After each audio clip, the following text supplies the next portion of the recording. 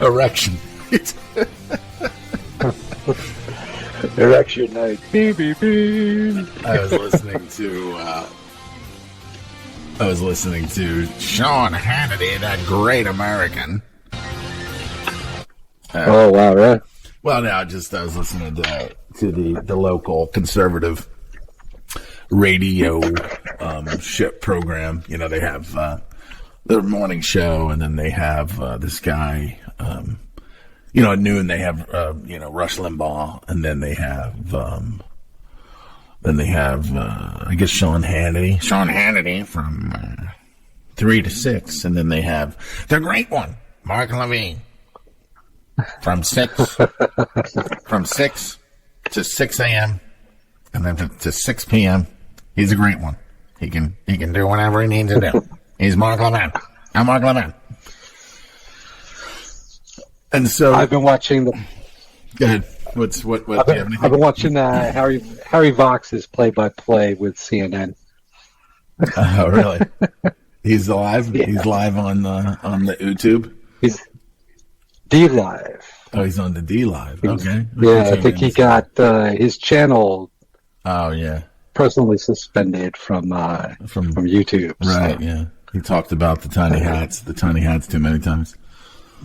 Yeah. Too many tiny hat references. Yeah, it's gonna get you banned. So today I'm in one of the what Chris Hedges wrote, Days of Destruction, Days of Revolt. Now he's actually a liberal that I mean I've listened to him enough times. Like he's totally wrong about climate change. So whenever he talks about climate change or he talks to people about climate change, like I don't listen. I don't even care. But I give him a pass on that. He's very He's very accurate on all of the other things. When he talks about Trump, when he talks about, the nature of where we are and why we are where we are. But in his book, Days of Destruction, Days of Revolt, he wrote, and his first chapter was about Camden, New Jersey, which is right across from Philadelphia. Everybody's hometown, their hometown. And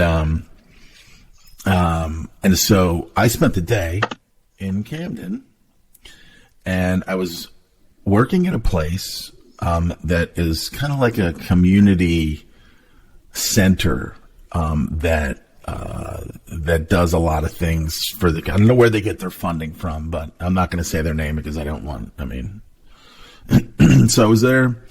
And I was doing a bunch of different technical things, installing a monitor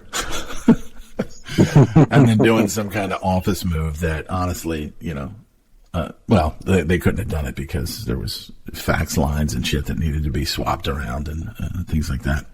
But anyway, while I'm there, this one of their APs, one of their access points goes down, and then they couldn't connect to the internet, and they were just like they were shatting themselves, like, "Why isn't it working?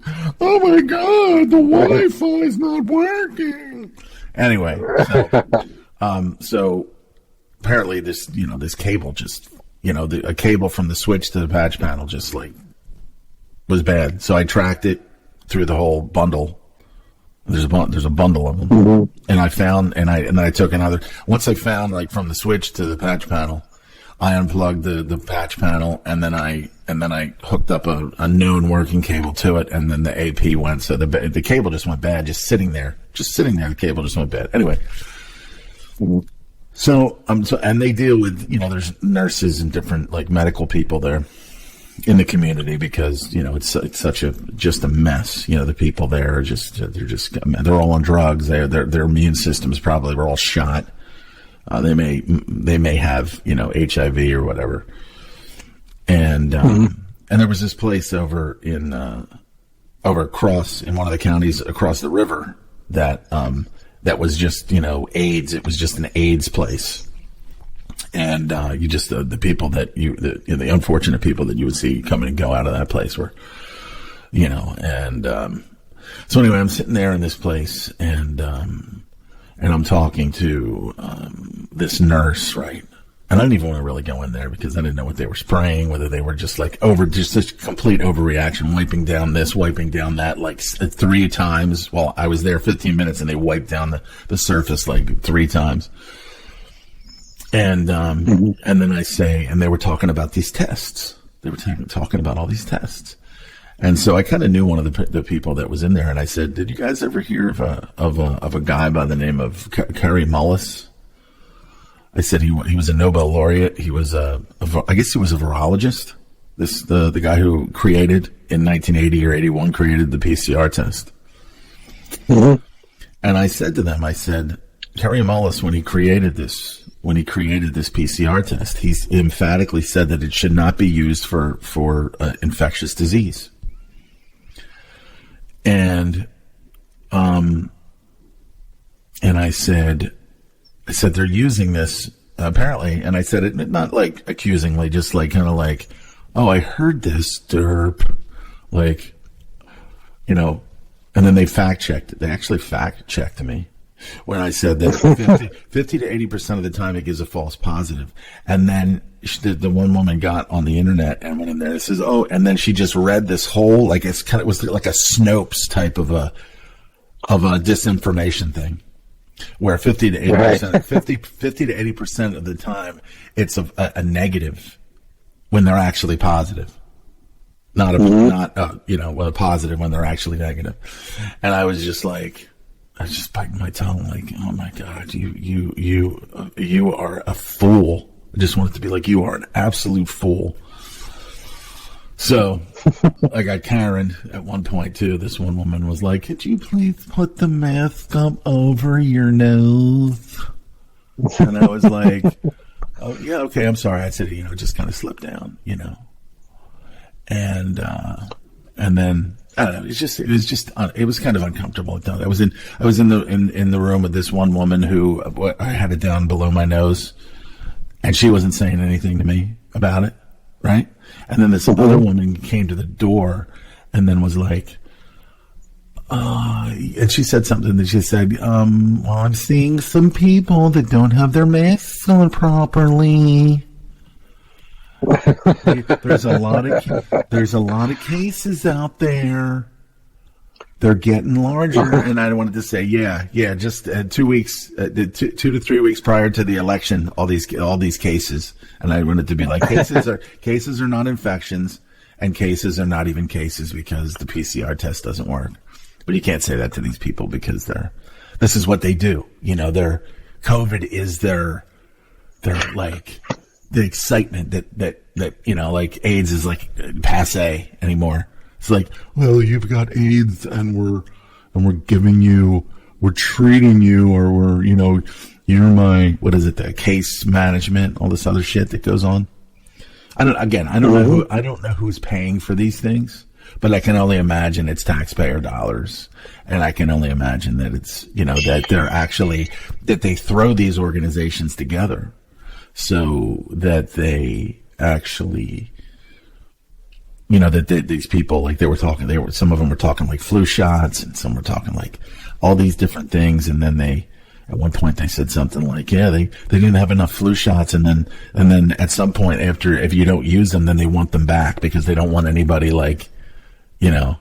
if they're not used, right? If they're not injected, then that means they're sitting around and somebody might, an anti-vaxxer might grab a vial and start looking into it, or, send it to a lab and find out that it's got kerosene and, glyphosate and, all kinds of nasty, a turd in it or something, shit like that. So they don't want this shit laying around. So, it was just, they're good people, but they're just horrifically, just COVID. Everything's COVID, and you can just see how it just takes hold, And then John Rappaport wrote the other day. I didn't see Thursday's edition of the High Wire, but apparently, Big Tree and Jeffrey Jackson, the guy that does the Jackson report, said that the CDC's starting to talk about like friggin' internment camps for fucking COVID people. So, well, I have to tell you about a very important call that I had today. Okay. Okay, I had a conversation with the attorney who's with the Children's Defense Fund, works with Robert Kennedy's very nice group. Mm-hmm. Okay, Mary Holland is her name. Okay. And I'm going to be working with their group. Sweet. And what she had told me is that what she had said to me is that, hold on one second, somebody sent me an email. I got to tell we're on a show right now. Okay. Like, oh yeah, come over right now. He's like, I heard you on Shali. Where is it? Shali, me, I can't get that. Are they okay. They're hearing us live now or no? He just sent me an email saying I heard you on Shali. So all right, go over and listen right now. We're live, right? We're on Spreaker right now. Yeah, we're live on the Spreaker. But how did they? I guess they must be tuned in. I didn't know that I had any followers on that platform. No, he didn't. He was just sending me an email because about the election. Oh, okay. And you were telling him that we were live. Yeah, I'm telling him now. Like, oh, by the way, he was like mentioning, hey, I've heard a couple of the shows. Mm-hmm. Really interesting stuff you're doing with the lawsuit. You know. Okay, and who is it? Do you want to say who it is or no? Yeah. Oh, yeah, it's Craig, the guy who does the art for did all the art for Clint Richardson for his show and his books. You know, like that artwork, you know, with the Red Pill Sunday School, you know. Oh, okay, cool. Yeah, awesome. That's the guy that does all the drawing for that. Very nice. Yeah. Well, if you're out there listening, thank you so much. Thank you for. Yeah, great. He's a listener, so. Thank you for being a friend. Travel down the. Thank you for being a friend. He's a good guy. Cool. We've been communicating. He reached out to me a while back from a show that I did with Clint. Mm-hmm.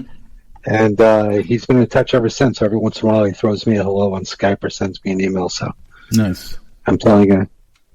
Very cool. Anyway, back to what I was saying. Since we got distracted from the Children's Defense Network. That is they're at the center. Children's Defense. Yeah, they're at the center of the vaccine. Debate. Many things. The legal issues. Yep. Many things, yes. Robert Kennedy's working with them. So Mary is the lead attorney over there, and she was introduced to me by Rocco Galati, Sweet. The attorney up in Canada. Mm-hmm. So it was really good. Unfortunately, I did a conference call with her and Rocco and a couple other people over a month ago. Okay. And everybody was exchanging contact information. I didn't have a working pen with me. The office was a kind of a mess because we were in the process of cleaning it. Mm-hmm. And so everything, I have thousands of pens, but none of them work. Oh, no. So I'm going through pens like I can't write anybody's number down. So I figured, okay, everybody's just going to, email me the list, with everybody's contact information. Mm-hmm. And somehow the guy was sending out the email. This guy, Ted Kuntz, is another one involved with in Canada, I guess the Canadian version of Children's Defense Fund, the anti-vax movement up there. Right. He forgot to send it. My email got buried, so it took him a month. Oh. So it's like, gee, thanks. So we got some good direction. We have to. I'm in the process of changing a few things. I'm going to post up a new video. And what she told me was very interesting. She was. I had mentioned to her about the CDC not isolating the virus, and she said, "Oops, that's a red herring. That is a honey trap. Don't fall into it." That it doesn't. Okay. Yeah, that it has been isolated, and that it was the Chinese who isolated, and they exchanged information. Other people around the planet used the U.S. CDC. They use the CDC for their info, and it doesn't matter where it comes from. Okay. So she's like, absolutely, they have isolated it. All that's a honey trap. All the people that are pushing that, even with the report coming out of the CDC in July, saying how they did not do it. That includes John Rappaport and all that stuff. It's a honey trap they're going to fall into for there to be discredited. So she said the issue with Ryan Yerfilmich, who's really the lead attorney and everything, what they're doing, he's focusing solely on the faulty PCR test. Nice. Okay. Which again, today I was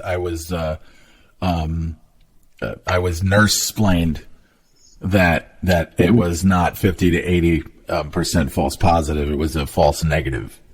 So that was nice to be nurse-splained too when they were just so. Well, she said it's the opposite. So more people are going to show negative than positive. Oh yeah, just like everything she said. I was listening to it and I was just like, yeah, they're just turning this thing in. And then when I said this was said by at least two lifelong epidemiologists said this about that test, and they just didn't. It went nowhere. It went nowhere. Mm-hmm. Yeah. Well, what has to happen now? What we're going to do is we're going to focus on doctors signing the Great Barrington Declaration. Mm-hmm. Okay, because they have about 45,000 doctors and scientists that have signed it. Mm-hmm. So we can get every doctor, no matter where they're from, to participate in that. Plaintiffs for the lawsuits were only at this point looking for doctors who have been administering or heavily promoting the PCR tests to join the plaintiff groups. Okay. Because at this point it's about getting the cases heard and the precedent being set. So you have to, go with the winning side. She also told me that some of the lawyers, I'm not going to mention any names, but some of the cases that are being out there, they stand a very little to no chance of winning. And is that what we spoke about the other day when we were talking on Saturday? Okay. Yeah, I won't go into any of the details. Yeah, I don't want you to say anything, but it was roughly probably what we were talking about on Saturday. Yeah, okay. Yeah, kind of like that. Mm-hmm. Kind of like that. But that's so it's a little bit of a shift. Like the decision through these guys have consulted with each other, strategizing. Okay, what's the best way to go? And I think it's just something that was recently said. We need to focus solely on the PCR test. Mm-hmm. Because that is something that's concrete. It's not ambiguous. The evidence is there. The expertise, the expert witnesses are there for that. Mm-hmm. Right? That involves people within the organization. There's not much wiggle room out, and that's all we have to do is collapse the validity of the current PCR tests. Yeah. And force them to switch back to the original PCR test, which is being used in many places around the world. And if we use those tests, then there is going to be no case demic. So what are the characteristics of the original PCR as opposed to whatever it's morphed into? She explained it. I'm not a doctor. I can't really. She said that the current one used looks for certain markers, okay, where the other one does not. It looks for a general like an abundance of something, the toxicity level of the blood, mm-hmm. All right, or it's much harder for them to fake it. It doesn't. The current test, we've all heard that the current test could confuse COVID with just basic SARS, which is a head cold. So if you've had a head cold in the last, 2 years, you still have the material, in your bloodstream. Right. You're asymptomatic. You're not contagious. But the point is that they're trying to put square pegs in round holes.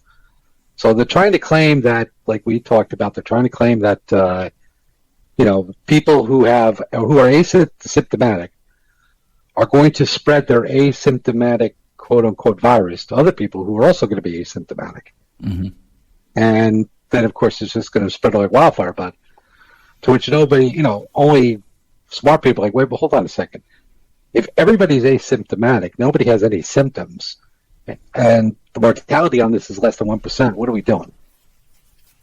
I mean, it's a dodo bird. It's nothing. It's like, it's more infectious it's less infectious than a head cold. Mm-hmm. It's like, come on, this is ridiculous. Well, this is the new world order trump card. This is the one. This is the type of event that gets them something. I don't know how far they're going to get, but this is an event that gets them something. The fear of death, the pandemic that everybody, the outbreak that everybody saw in the movie Outbreak with Dustin Hoffman, and then Contagion, where a bat took a shit on the floor and Gwyneth Paltrow died. It's just like, and I was even having a conversation. It was very,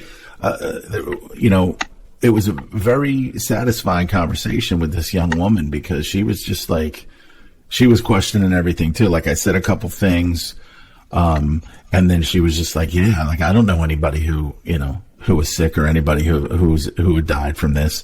She was just really, she was like sweet, and she was very cool, and she wasn't afraid to, she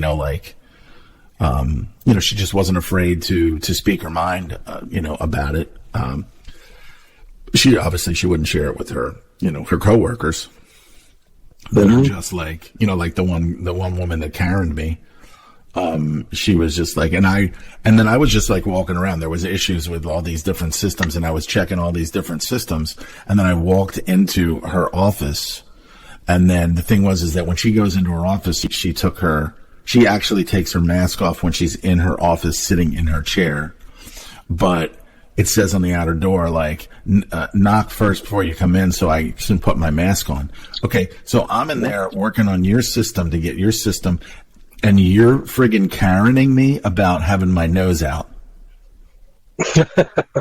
And I'm like a fucking super spreader. Just like, there's just virus loads just flying out of my friggin' my melon holes. And you're feeling like, COVID anxiety. It's just annoying, dude. Just really annoying. That was the first time somebody, and then, when you're in the workplace and you're doing certain things, they can be like, they can shit on you. And if they shit on you in the right direction, then you hear it later from, you hear it from later from the people that are signing the checks. Like, what went on over there? And be like, I don't know. I don't remember that. So I got into the habit of, over the years, like, if I went into a place and, I had an opinion about something that somebody didn't agree with, I was just like, yeah, I don't remember that happening at all. You never admit to anything. You just never admit to anything taking place. Yeah, I don't remember that. I heard somebody across the room talking about something like that. Maybe they thought it was me. No, they said it was you. Like, I don't remember any of that. Depends on what the definition of Holocaust means or something. Right. or the Shalocaust, that's my own particular burnt offering. But so you get in these organizations where they take care of these people that have no means of really kind of taking care of themselves, and then in every city, especially there in that, they have no police force. That's the one thing. And then even Matt Taibbi was drove around in Camden with state police, because they don't have a local police. Of all things, they don't have a local police department. So, it's just kind of a mess. But he was saying that they have all kinds of it's like a test city for the high tech implementations and things like that. But it's right across from Philadelphia. Wow. And where it's going to be a smart cities proving ground, huh? Yeah, something like that. And then, of course, we have another one of the, I think within a week of today, we had another shooting where a cop, instead of trying to disarm someone with a knife, they decide 14 bullets is the is the proper act. The opposite reaction of someone, one person charging at you with a knife. Like, let's see, you got a bat, you got a billy club or something like that, where you can just smash the guy in the arm, smash him in his hand, he drops the knife, and then you don't kill the guy. Mm-hmm. So it's just a mess. And again, Camden's right across from Philadelphia. So, but I haven't heard, haven't heard about a lot of violence going on in there. Maybe they're just not reporting on it. But Chris Hedges seems to think that Camden is just a forgotten city, and then, of course, the people there. So you could tell, just driving around that, but I mean, there's, in this particular area, it's not that bad, but, obviously there's other areas where people just live in desperation. You know what I mean? They're not good, they're not good people. They're not bad people, but they're just a product of the system, of this class system, the super class. You got your Mitt Romneys and all these other people, and then you have just commoners, underneath those, right? And then now these people are being these different types of people are being weaponized, and I don't know. I mean, if somebody's going to offer you money to protest or whatever. I watched a good, I don't know if I told you, I watched a good portion of the live stream on YouTube for the Black Lives Matter event there.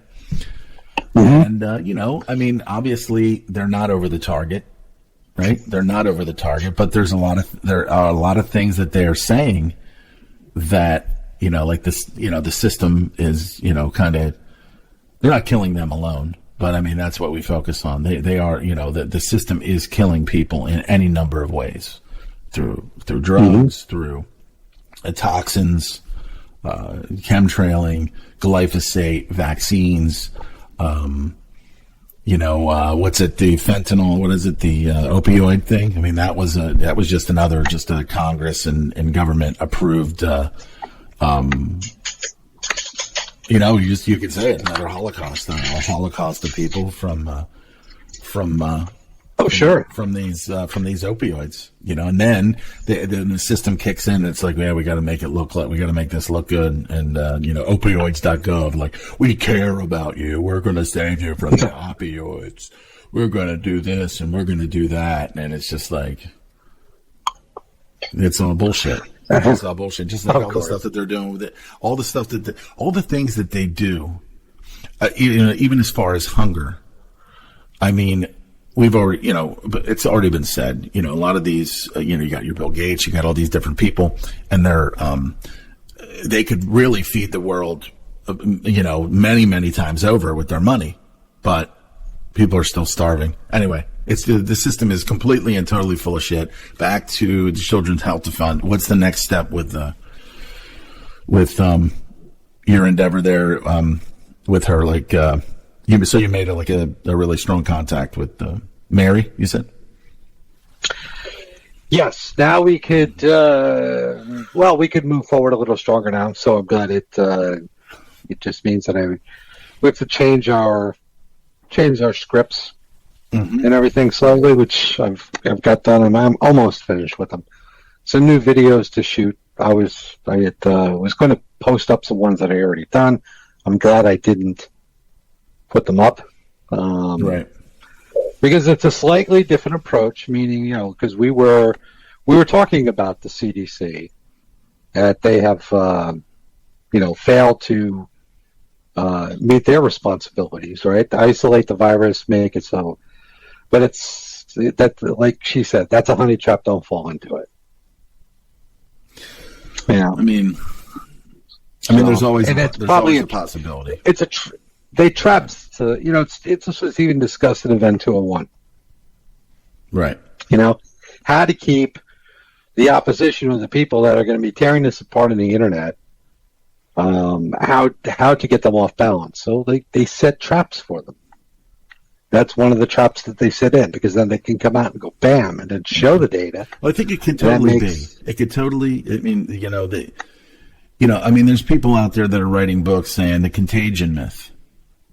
We talk about this contagion myth. So it's just like, where did they get? I mean, there's always the possibility that they may not have something, but at the same time, to me, it doesn't make a lot of difference.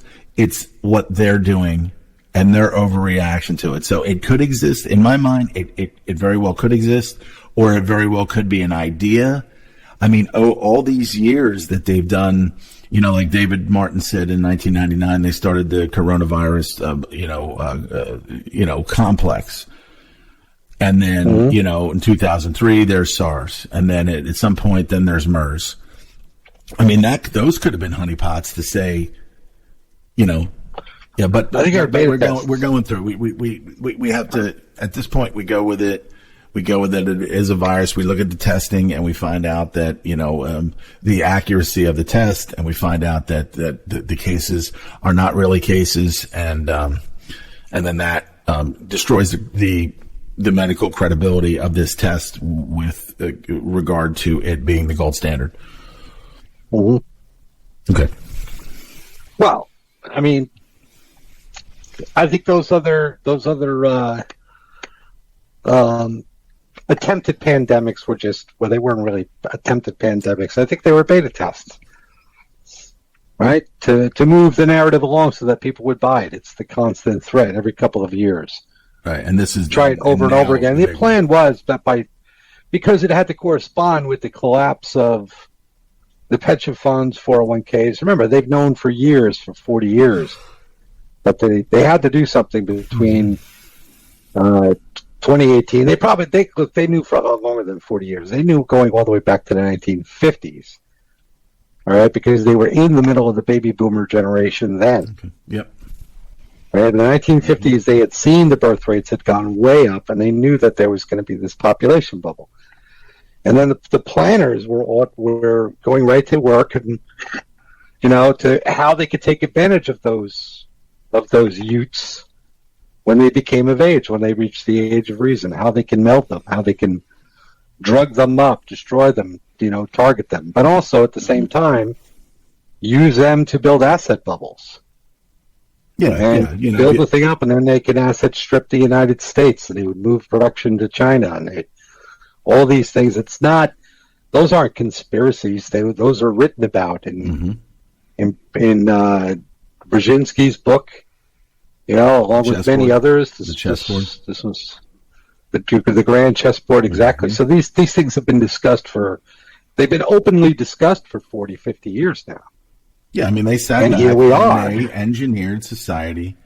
They engineered everything. They engineered the what was it? The first depression, and then of course the New Deal, and then Social Security to be like, oh, this will be there for you when we'll save your money for you, and it's like people should have said, no, fuck you, I'll save my own fucking money, thank you. But that's it. Oh, we just put it in for everybody, and then everybody gets something. And then at some point, if it gets to be a big pot, then we're just going to steal it. Well, they got to build it up and make it worth the heist, right? Oh, sure, yeah. Like, I mean, and then, really, what technically what it proves is that this whole thing was just basically a cover-up operation for the largest and the biggest single heist in human history that has been structurally and planned for decades. Right. And it was just, it had to be done now because they're at the point now where 10,000 baby boomers a day are reaching age 65. Okay, so the need of that population now is, in 10 years from now, most of these baby boomers, the front end of the baby boomers, are all going to be dead. The majority of them. Mm-hmm. Okay? Right. So, and then how do you wipe out the rest of them all the way to the tail end? And so it's the very, very concise plan. And the decision was made, rather than going through into a hot war situation, mm-hmm. It was best to do asymmetric war. which is what we're fighting now. We're in World War III or IV, whatever you want to call it right now. Mm-hmm. And nobody knows it because the weapons are not bullets or bombs. The weapon is information. It's technology. And we're losing. We're losing the information war? We are losing the info war. Yes, we're exactly. Losing the information war. Right. Because we have a bunch of, Tokyo Janes in this country. Mm-hmm. And they create confusion with this. This is something. They're not new at this. They've been crafting this and perfecting it for the last 100 years. Mm-hmm. And it's a very, very smooth run operation. Breaking it requires a mass of people to, for their consciousness to rise enough to simply say no. That's very difficult when you've demoralized people the way they have. That's true. And creating confusion without the moral authority to say no, people usually don't. Mm-hmm. That's why my thing is like, look, they've turned us into a medical society. Mm-hmm. They've turned us into a medical society, right? We're all a bunch of wimps going to doctors all the time for hangnails. Right. Last year alone, in 2019, there were 4.38 billion prescriptions, retail prescriptions, filled in the United States, just in the United States alone. In a population of 350 million, 4.38 billion subscriptions filled. Houston, we got a problem. Yeah, man. All right, this is the opium wars all over again, and it's a heavily sedated, very compliant society of people, and they got that way because they became demoralized, and they're trying to medicate their misery and their suffering away because they're in a constant state of confusion. And confusion and fear is what throws people into, which causes paralysis. A state of confusion, right? Like the Kings. Exactly. Yeah. So here's the thing to break it. You have to use their tools to break it. Right. That's why I personally feel that if we can get doctors to at least acknowledge that the PCR tests are faulty and it's wrong, then they might be willing to stand up in mass and join the other 40,000 doctors around the world and say enough is enough in a protected way. Like we're said, they're saying, oh, wow, COVID, real, PCR test, bad, right? Give us the real test and we'll be with you. Let's retest everybody over again and see what we got. And of course, that's being met with resistance because if that happens, forget it. The numbers go way down. That's it. I mean, down to nothing. Yeah, I mean, it just seems like they're controlling the narrative throughout this whole thing. It's just like, right before the election, the case demic, explodes. Mm-hmm. And, well, I mean, look, this is part of the getting away with the heist thing. Remember, like what we talked about, that they've stolen trillions of dollars, 50 trillion from the U.S. alone. Many trillions more when you added all the 179 countries that are locked down. Right. And to rehypothecate these economies, to remonetize them, they have to put a certain percentage of that money back. They bled it out. So you got to put some of it back. What you have to put back is probably, I don't know. I mean, I'm not an expert on it, but Catherine Olson Fitz estimate they got to put 20 trillion back. No, they don't want to do it, so they'd rather whack us than pay us. So thin the herd, and then we'll put money back to rehypothecate. They're going to rehypothecate the economy. They are going to do all that. It's not a question of them not doing it. Mm-hmm. It's they don't want to do it. To satisfy to keep the current population level satiated, to return life to some sort of normalcy, they would have to do about $20 trillion. And they're just like, oh, screw that. Well, let's get rid of 100 million, 200 million of them. Then we'll do it. Then they don't have to put 10 $20 trillion back. Maybe they only have to put $7 trillion. A little bit more manageable of a number, and then they'll pump the economy, and after a devastating point where a large portion of the population is killed off, you've got 100% employment. Even with robotics and artificial intelligence, there's still plenty of jobs for people to do because there's such a shortfall. So you've got basic full employment, right? Then they can claim 50 years of prosperity and, then create the cycle all over again. Do the thing because, they have to think in terms of the next 100 years. What are their prodigy going to? There has to be a game for their prodigy to play. To run and control, there has to be a board. And if you block everybody into a control 1984 system, I think that too is part of the psychological warfare element. But if you would do something like that, your productivity would fall to nothing. It's obvious that the Soviet experiment failed. Otherwise, they wouldn't have changed it. As they realized that if they give people the appearance or they give people the opportunity to improve their life by being productive, people will take it. They will be productive. They'll innovate. They'll invent. They'll innovate. They'll create, right? And then you provide a whole society of services to support them, cluster businesses to support them, and everybody for, a period of years until the debts build up that can't be repaid, right? Yeah. And everybody lives a very prosperous life and they're happy. And then you can get them to do most anything when they're happy. When they're miserable, that's when you have a hard time. You can't whip a dead horse. You can whip a dead horse all you want, it ain't going to go anywhere. Right.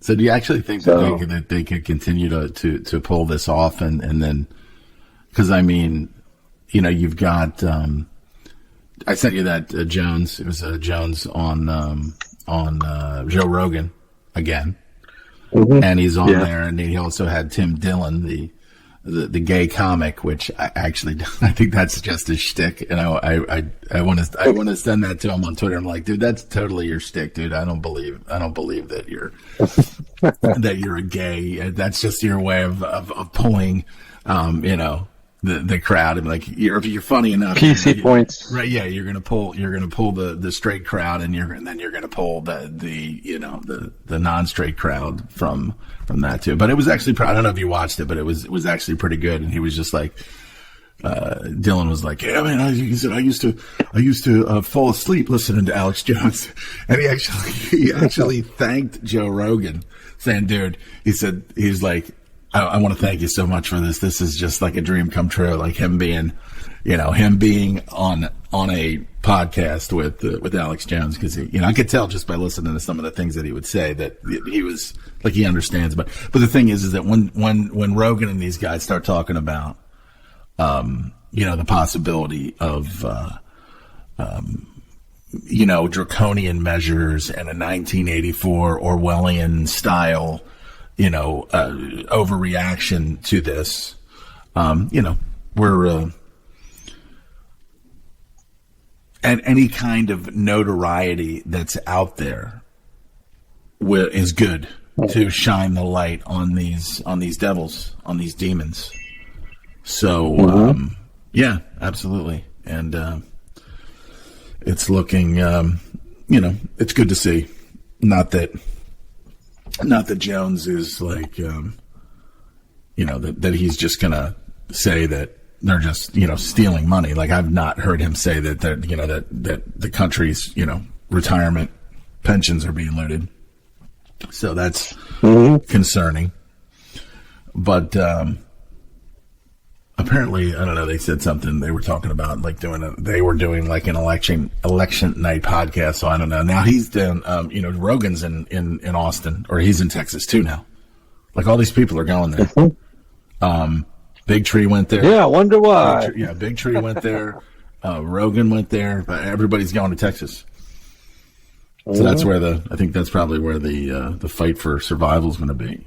One positive note for, over at band.video, Leanne McAdoo's back. I don't know who that is. Oh, Leanne McAdoo. Leanne. Actually, there's Jones sitting there in the studio. He's got to his right. He's got Leanne McAdoo, who's looks a little bit older, but she's still lovely as she ever was. And then he's got the Deanna Lorraine woman to his left, who apparently I thought she was running for Nancy Pelosi's. I think she's probably dropped out of that, but she apparently was running for Nancy Pelosi's district, but now she's an info warrior and a fantastic babe at the same time. So, oh boy, he's just surrounded himself with the ladies, and there's Roger Stone. He's got his I don't know. I mean, I don't know too much about Roger Stone, but I kind of didn't. He's a freak. I didn't want to see him, go into the clink for, all that time. And I was just like, Trump better do something. He better, pardon this guy. And then, he did. But I don't know too much about him. I know that he was a Nixon guy, and he's pretty eccentric. Is he a shit? Is he a shit? I think he's a bag of shit, no. He's a slime ball. A slam ball. What is that? A slime ball. He's a slime ball. Yeah, I thought that was. He's a sleaze. Yeah, he's a totally sleazy. He's a political prostitute. He's a political prostitute. He's a political whore. That's all he is. And I mean, like he's saying, that he was friends with Trump, right? Then he was saying that that he's. Like, I've never seen any pictures of him, like with Trump with him before or after, the presidency and during the presidency. I didn't see any of that, but apparently. I think maybe some of the advisors, like when he steps down in the Trump campaign in 2016, and they bring his partner in to run the Trump campaign. Which was? Right. Oh, the guy who's actually in prison? The guy who's actually in prison? I'm not. I can't think of his name. Yeah, but there was that one guy that was involved in Trump's campaign that is actually in prison.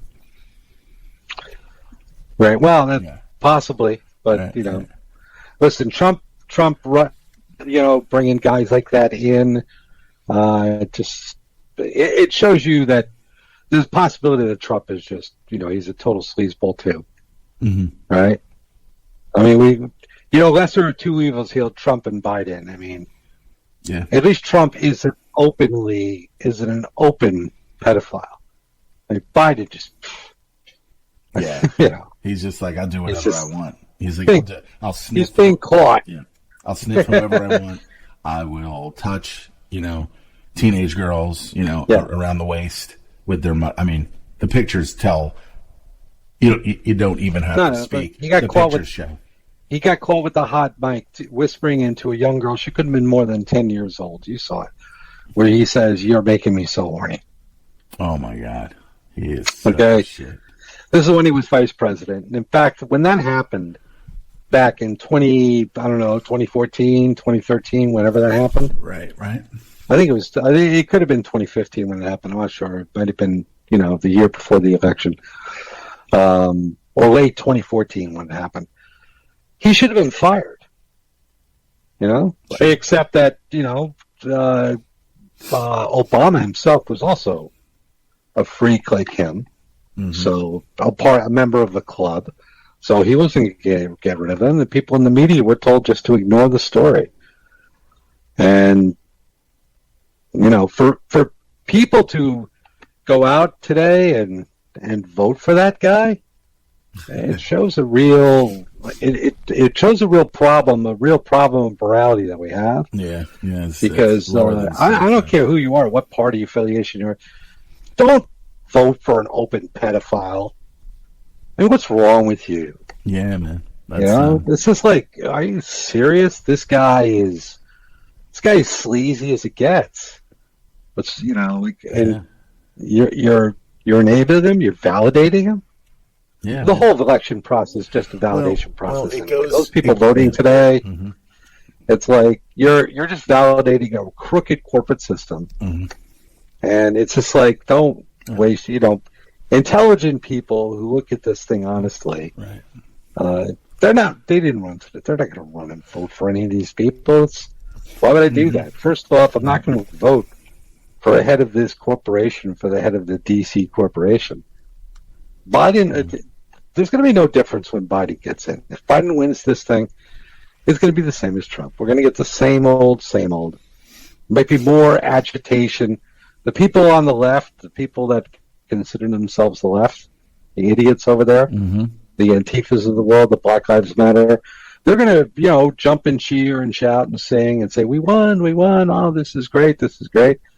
But the reality is they haven't lost anything, because it doesn't matter what happens or who gets elected, okay? Because the banker friends of Trump, they ain't putting the money back in the account.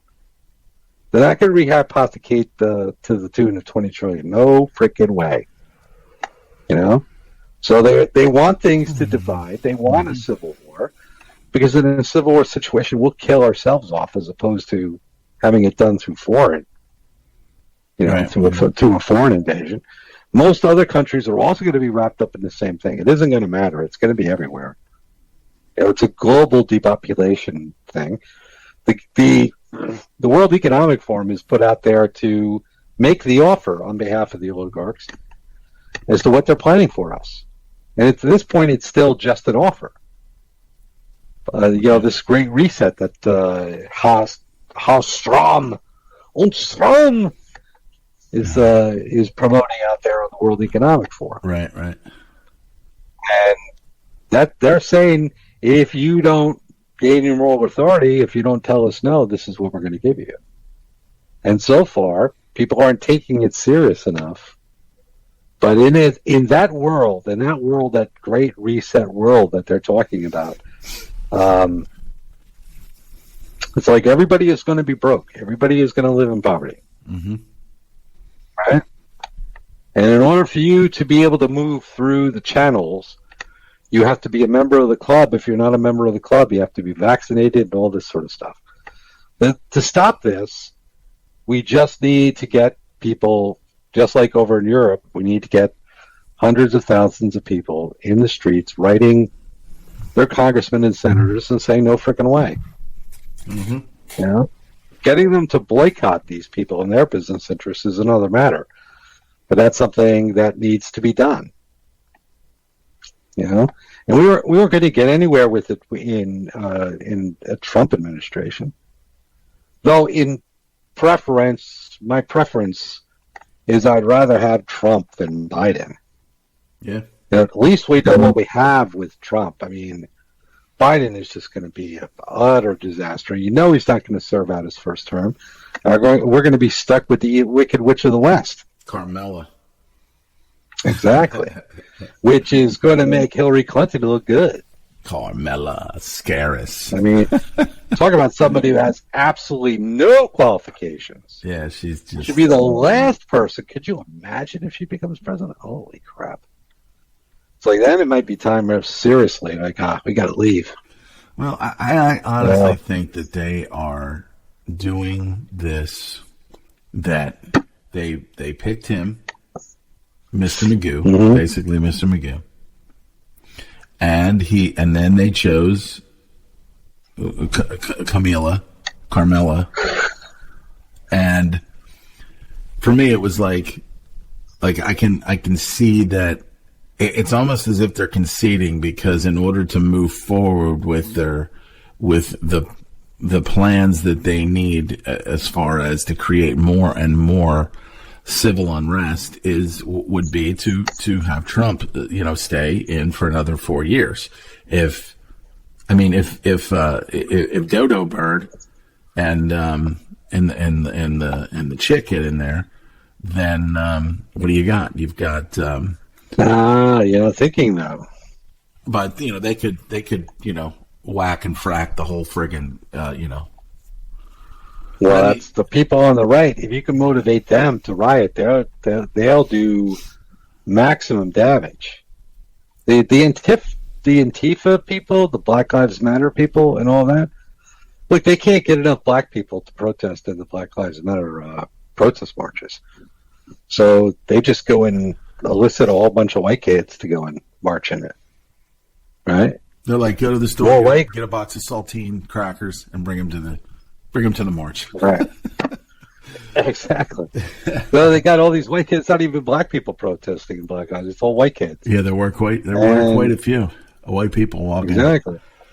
A lot more white people than black people in the Black Lives Matter marches. And I mean it's cool. It's cool that you're supporting people that. And again, there were things that they were saying that it sounded to me like, all right, now you're over the target. And then quickly they're off the target. Okay. Well, you've seen what happens when these Antifa and Black Lives Matter metrosexual men, you boys, rather, go up against like Trump thumpers. They get their ass kicked real fast. Yeah, they can't fight. Right? Yeah. They can't fight. They're wimps. Their only hope is that they have to fight in packs and scratch your eyes out before anything serious happens.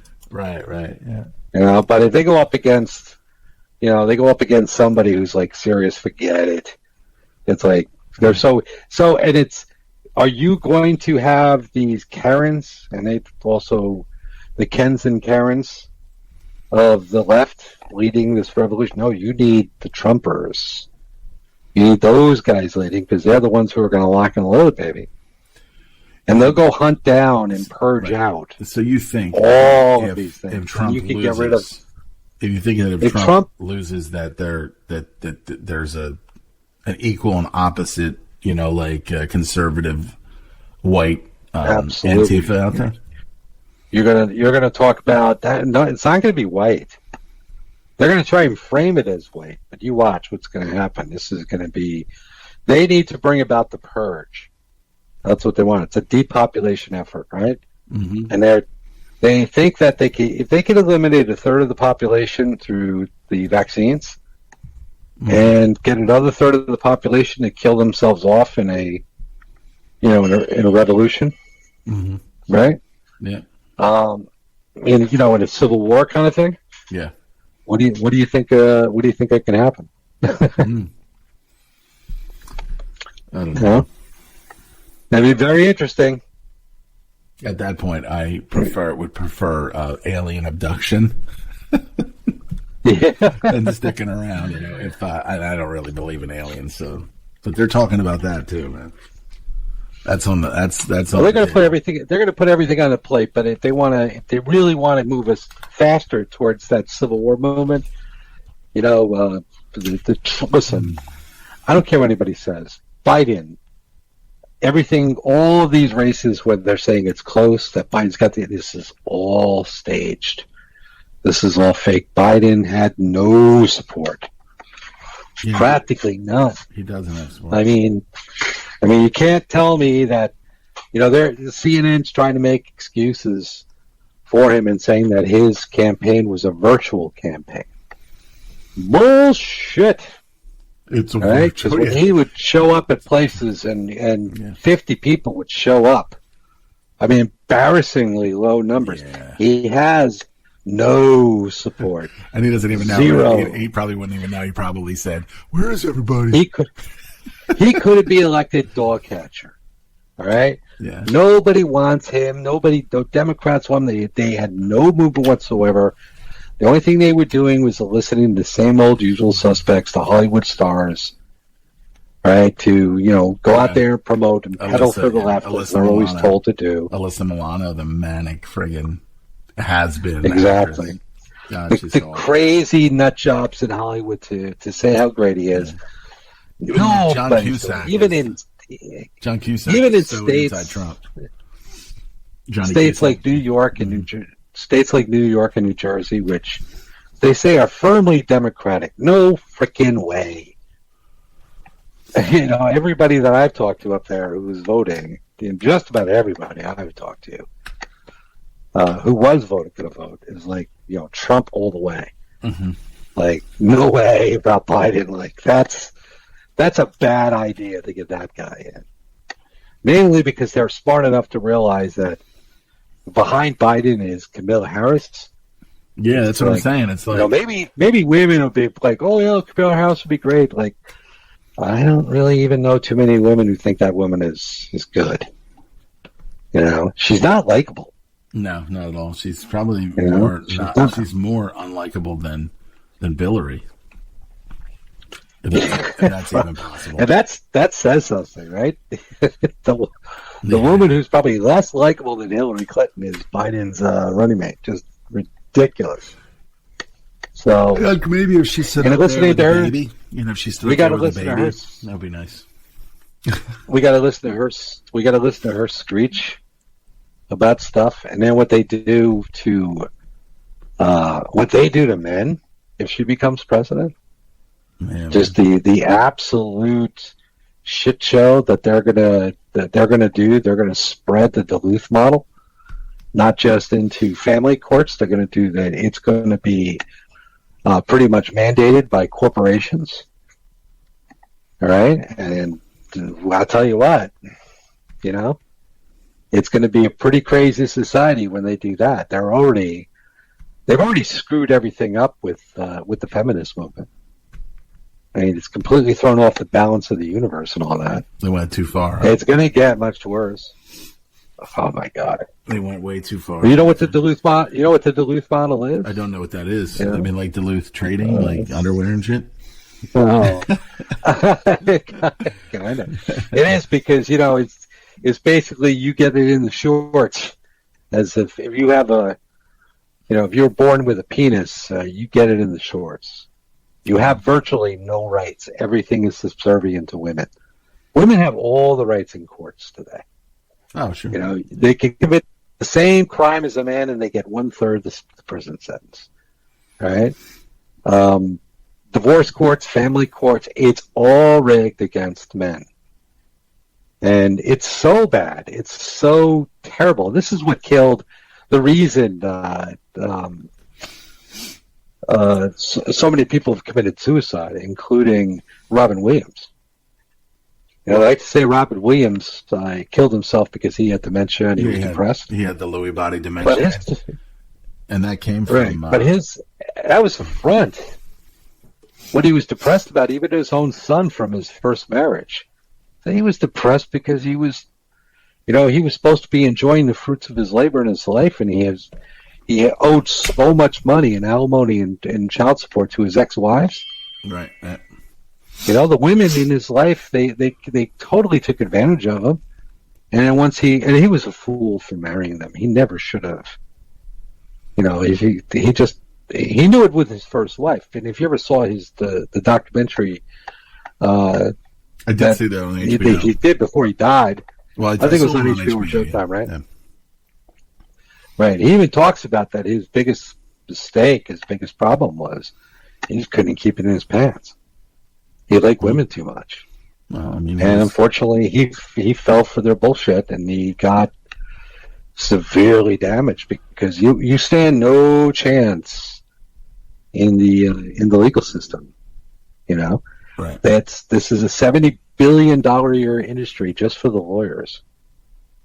And they are getting away with things in family court that they could never get away with anywhere else, and it's completely backed out. Why? Because there's this whole propaganda thing that women are victims, and they're not. In most cases, they're the perpetrators because they project, and that's why they feminize our society. When you look at even the people that are, it's been so effective. Look at the people that are standing up to this COVID-19 and the lockdowns. Most of them are women. Okay? Yeah.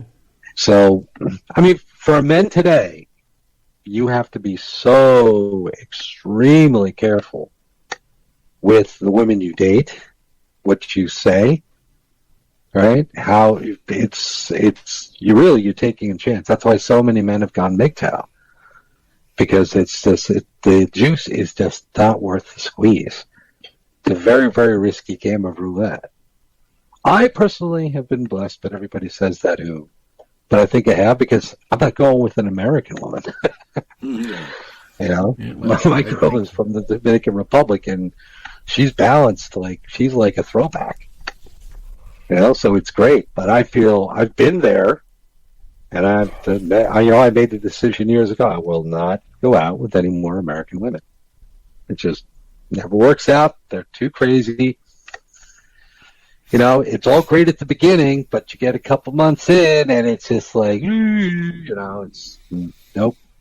I saw this. I saw this documentary. My girlfriend said the other day that and why don't you do that? Like, why can't you do that for me? That kind of shit. So it's always some kind of fucking. It's always, and that's why they have Kamala Harris in there, right? That's why Biden chose it, because his handler said, you need to bring in a radical feminist, somebody who first is going to listen to us and do everything we say. Now, Kamala Harris will get down and suck any dick she's asked to suck. All right? I'm sure that this is a woman she's a complete, total, utter political whore. She's a whore in her real life, and she's a whore in her political life. I don't know. Always has been, her, but always will be. Like, she's. Well, the stories she's in her 40s or she's in her 50s, but she's not unattractive. And I imagine when she was younger, she's not an ugly woman. When she was younger, she probably looked great. Yeah. See what she looks like in 10 years. She's going to be absolutely hideous. But okay, not the worst looking, looking individual, but none to say between the ears and in the soul. This is an individual who's completely bereft of anything human. Yeah, she's a monster. She is a monster. She's an utter monster. Yeah. Oh, perfect for Biden. Let's pick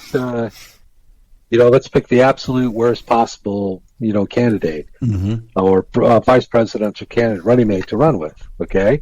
I remember when they announced it, that was be Kamala Harris. Mm-hmm. Even Democrats, people I know that are liberals, they were scratching their head like, why the frick did he pick her? Mm-hmm. Everybody thought like you should at least pick like Bernie Sanders or somebody like that. Okay. There's 10 times better people they could have picked. Like, why are you picking this radical? Mm-hmm. Yeah, she's cute. Yeah, that's her. Leanne. Yeah. She's all right. She's something. I don't know where she went, but then I tune in. I just kind of tune in tonight. Let's see what's going on over there. Hold on a second. The win for Trump. And that was midnight California time. Mm-hmm. So I know it feels late for us right now. It feels like we've been at it all day. But it's not. I think still very early. It's still early for West Coast. You got to remember, they just are now closing their polls right now. 11 p.m. actually. I think, they still have another hour. Yeah, they still have another hour. So I don't think.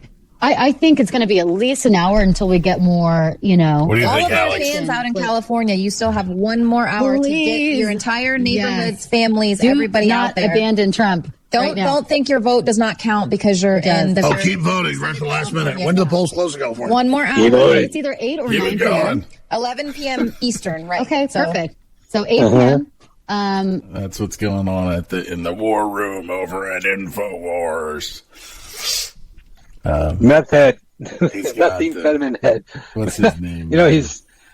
He's stepping down because he's addicted to Adderall and methamphetamines. Who's that? Like that, so. Who, Jones? Alex Jones. Yeah. I didn't know that. Yeah. He announced it on a Rogan show. He did. He's just like, I can't do this anymore. He can't take the pressure. And, oh, wow. His personal life and everything is out of control. And he's married to a prostitute. Wait a minute. So his wife that he was married to before that was bad-mouthing him, so he got married again? Yeah, he married a woman who she was part of like the InfoWars team, right? She was, and she was. I guess so. She was somebody that through his connection of, all my military connections, or he's wrapped up with all those special ops CIA guys who are all just putting out misinformation, right? Mm-hmm. The Steve Pachenik types, and they run around with all these, whores, and one of them, I guess, has been passed around to all of them. So Alex filling up with her, and he marries her. So he's the laughing stock of these guys because she's a throwaway girl, and he decided to make a whore a housewife. And apparently the marriage ain't going that well. And he's drinking a lot. You can see he doesn't look healthy. He's turning into quite the pumpkin head. He is. Right? Yeah, literally, he's blowing up as time goes by. He's like, "Holy God, he's going to pop soon!" Like, what the hell? And he was talking to Rogan about getting into shape and how he just has been able to do it. He could stay clean and sober for a few months, but then he falls off the wagon. And then people like Brendan O'Connell, who says he knows people who know him personally, how he is.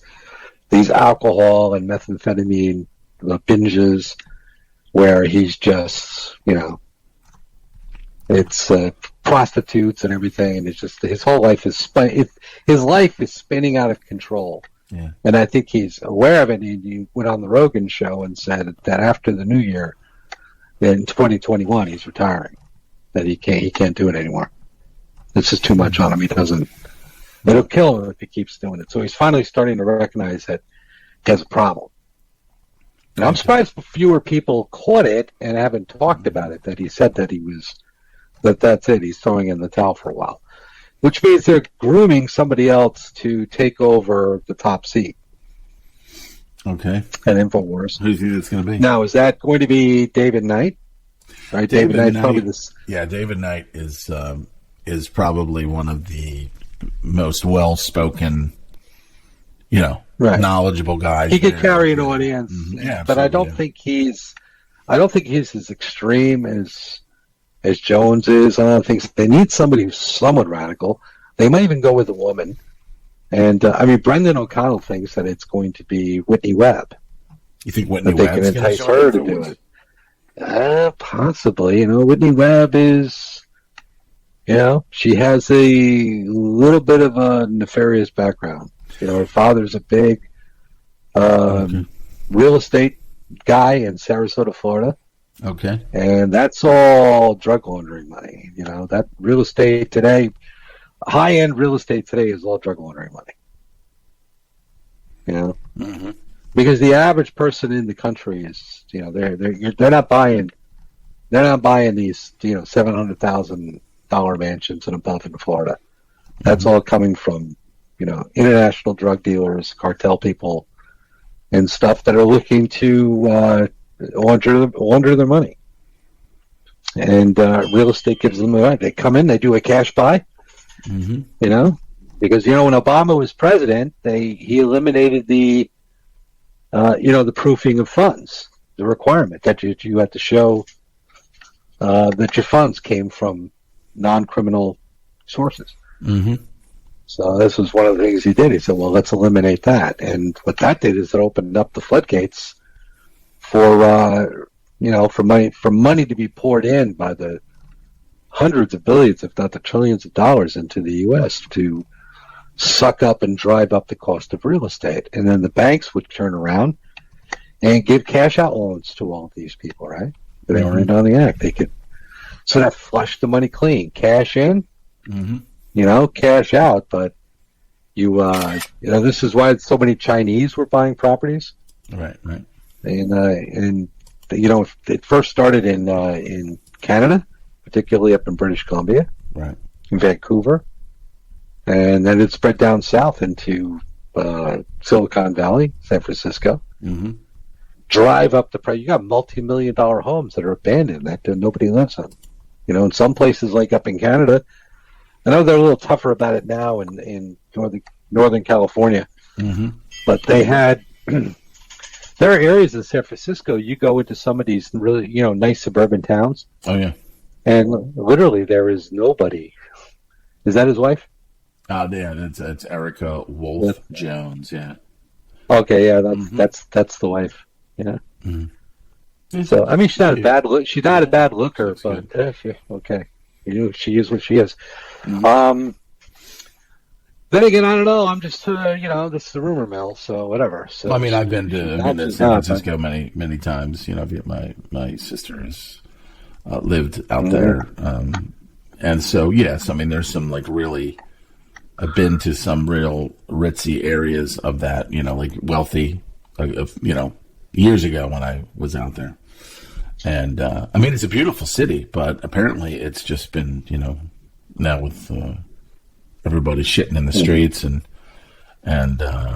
many. Right. Well, you got houses where nobody cuts the grass, so you're in these houses where these homes are selling for millions of dollars. These are small houses, right? Mm-hmm.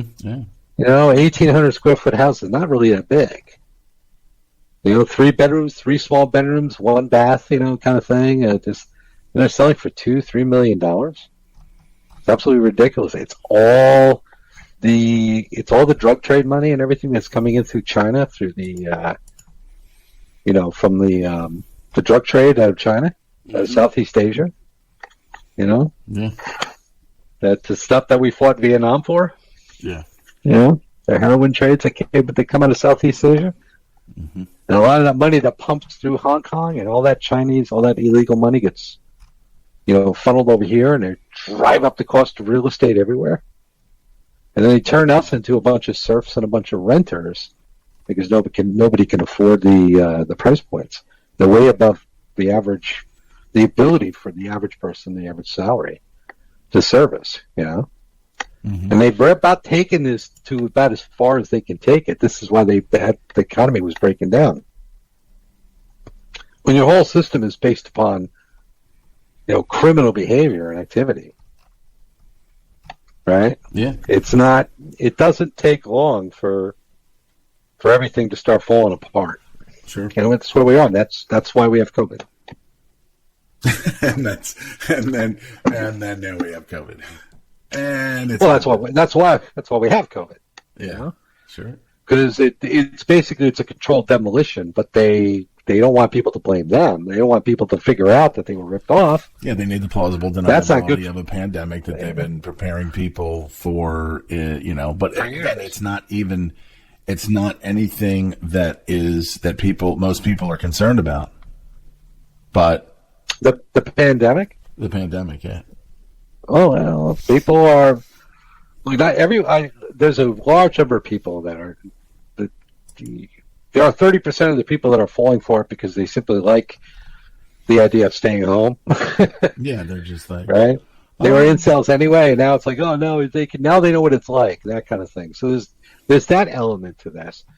There's the element of women who, for the first time in their lives, they've actually behaved. They've had to actually be mothers to the children. Yeah. And being exposed to that, they kind of like it. And there's nothing wrong with that because, we should live in a world where mothers should be able to, even, stay home with Listen, it's an insult to women to think that they could bear children and not, want to spend time and watch them grow. And when you give them the opportunity to finally do it, and some of these women have, they grew up in single family, households when they were younger, the broken family syndrome, and now for the first time they're living a life almost like their grandparents did. Mm-hmm. They want to stay home and work remotely. They don't want to go back to the office. Yeah, that's another thing driving this thing to stay in place the way it is. Because prior to Election Day, this thing was. I'm sure people in the Trump campaign were saying, if we normalize everything, if we stop the national emergency and we normalize everything and get everybody back to work, these women aren't going to be they're going to be unhappy about that. And it could reflect in the polls on Election Day. Yeah, and then they just they clamor for their own enslavement. That's right. And what is Trump doing? Trump's saying, we're going to give you the vaccine and return everything to normal.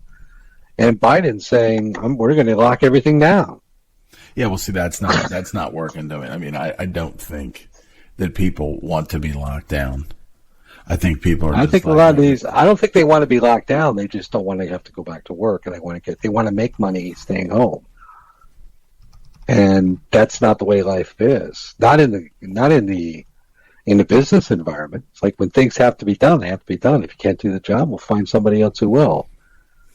But, it's going to be very difficult for a lot of these people to get off of the stick and say, now they got to go back into the office every day.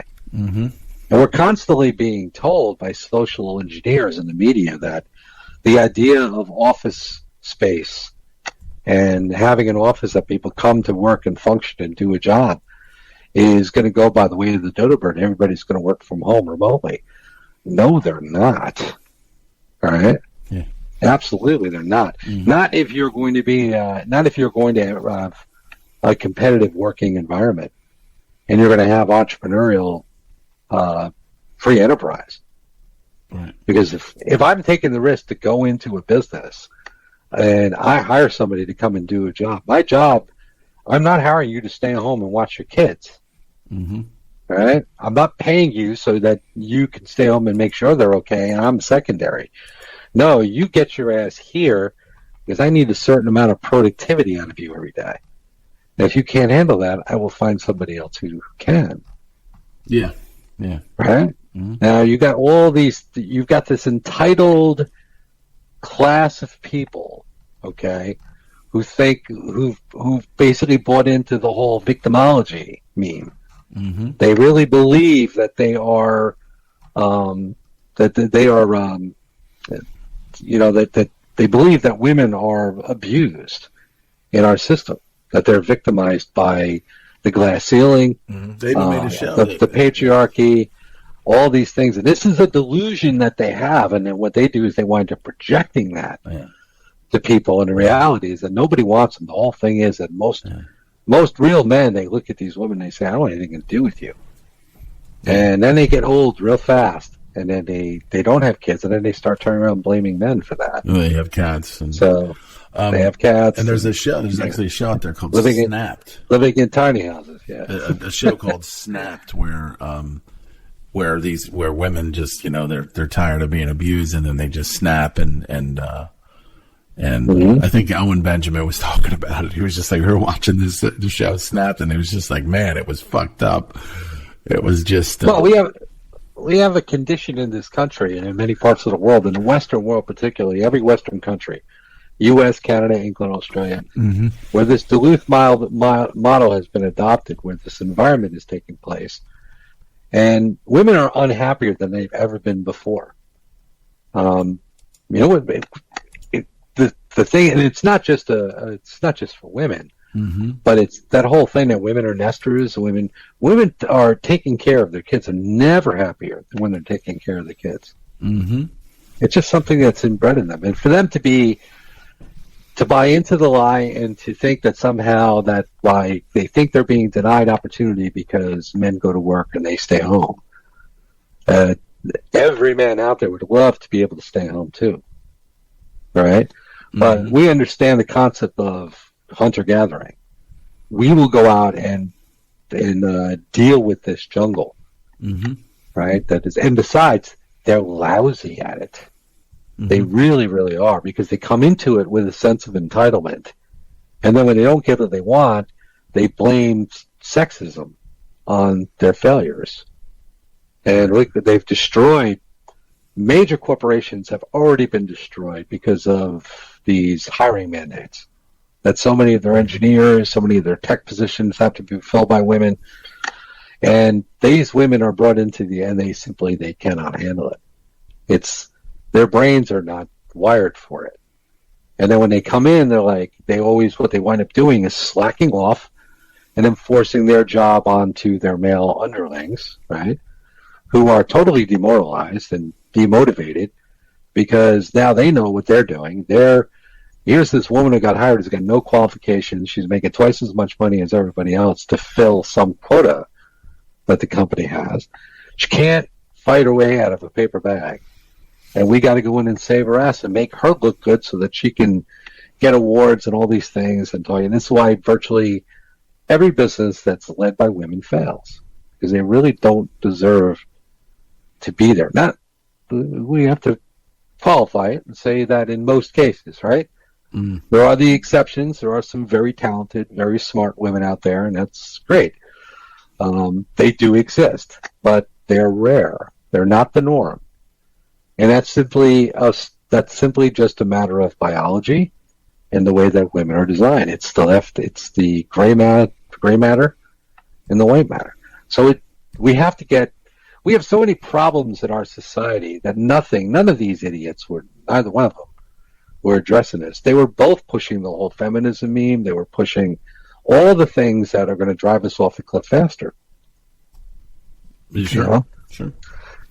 So, I mean, I hate to see that if Biden wins, I mean, I would be like, how the hell does that happen? I don't know how they even justify that, considering everywhere you go in this country, except for maybe only a handful of spots, maybe like in certain neighborhoods in New York and certain places in California, the Trump signs outnumbered the Biden signs 100-1. Oh, yeah. You know, where I'm here, there's, I don't know, counting maybe 2 or 3 people put Biden signs in their yards. The rest of them, by far, Trump. Right? This is pretty much common everywhere around the United States. You can't tell me that a guy who has 2 weeks ago has a rally, both Biden and Kamala Harris have a rally in Phoenix, Arizona, or Tempe, Arizona. I'm not sure what city he was in Arizona. It was a couple Sundays ago. Not one person showed. Oh, my God. But I think he won. The only ones there. I think he actually won Arizona tonight. They're saying he won out of state. And now that shows you that the state was thrown. There is no way. It is statistically impossible on every level for a presidential candidate to come into town with the vice presidential candidate too. All right, to do an important rally in an important city. In any major metropolitan city, and Tempe is a major city in Arizona. Certainly, with a large population that could swing the state, and not one person shows up for the rally. I'm sorry, it's, you know, I was saying this, remember back in 2016 when you were like all concerned about Hillary, and I was like, there's no way she can win. I know, like I was like, it's not even, I wasn't even worried about it. Yeah, I was like, I don't think they can beat her. You're like, dude, you look at the size of the crowds that he's pulling, and look at the shit that she's pulling, and now Biden's pulling less than that.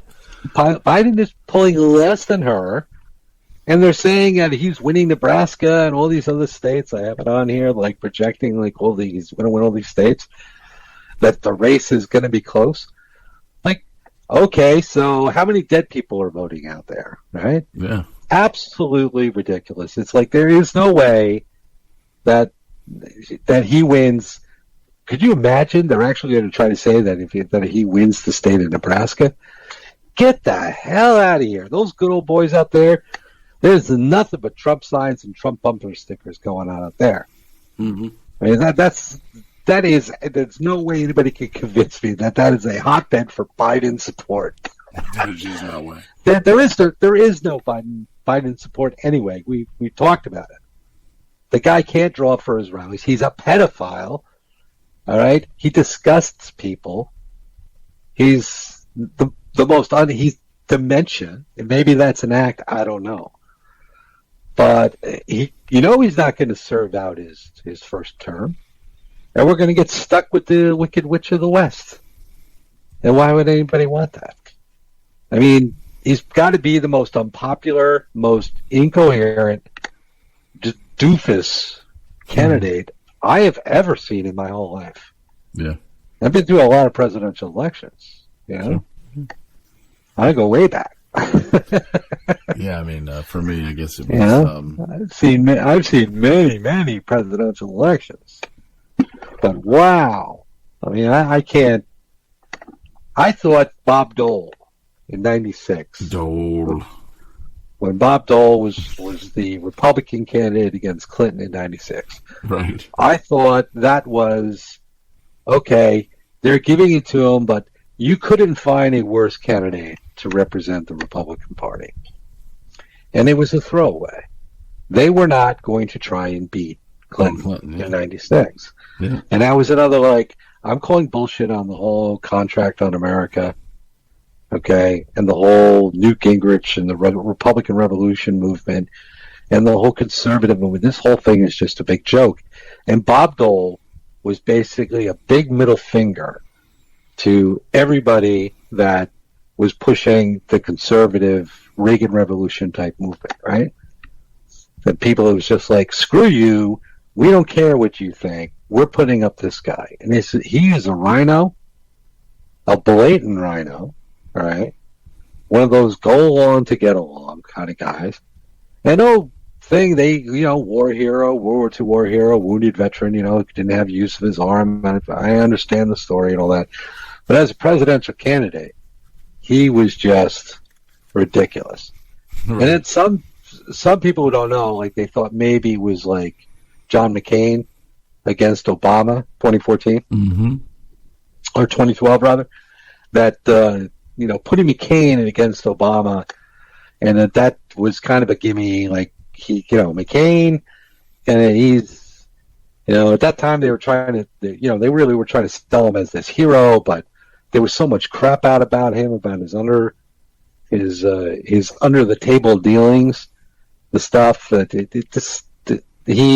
he was not a likable guy to begin with, because he was just very corrupt anyway. And he was another freakoid, so that was a giveaway. So it's always the Republican sacrificing. So there was some element too. I thought, well, maybe this is the Democrats sort of giving back, because the Republicans put up, Bob Dole and John McCain. So maybe this is one for, you got to take one for the team once in a while, right? Yeah. And that they weren't going to try and defeat Trump necessarily, because who wants to be in charge when everything had fall apart on you so easily?